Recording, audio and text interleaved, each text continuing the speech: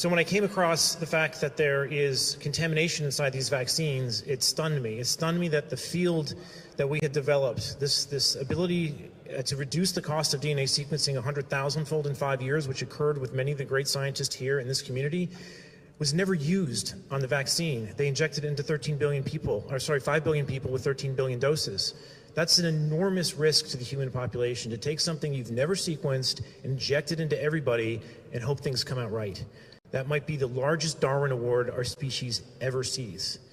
When you understand what's in these vaccines, you'll come to recognize why. When we sequenced these, we found out there were still manufacturing DNA in these vaccines that were not supposed to be there, something that's known as an SV40 plasmid that is used in gene therapy that tends to integrate DNA into your genome.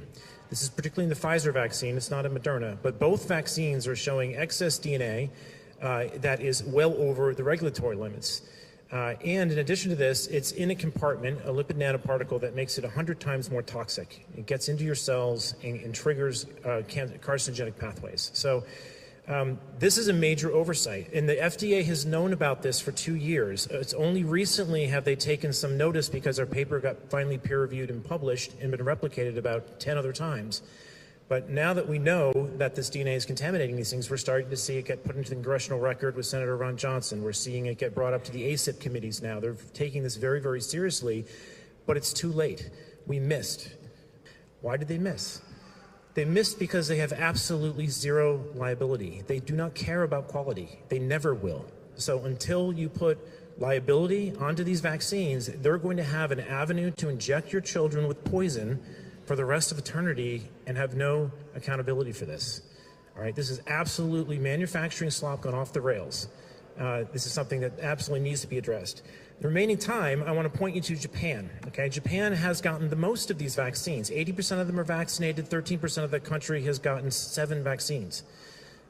They are at a stage now where the excess mortality in Japan, directly coincident with the vaccination program, is now greater than the tsunami in Hiroshima combined. They will never recover from this.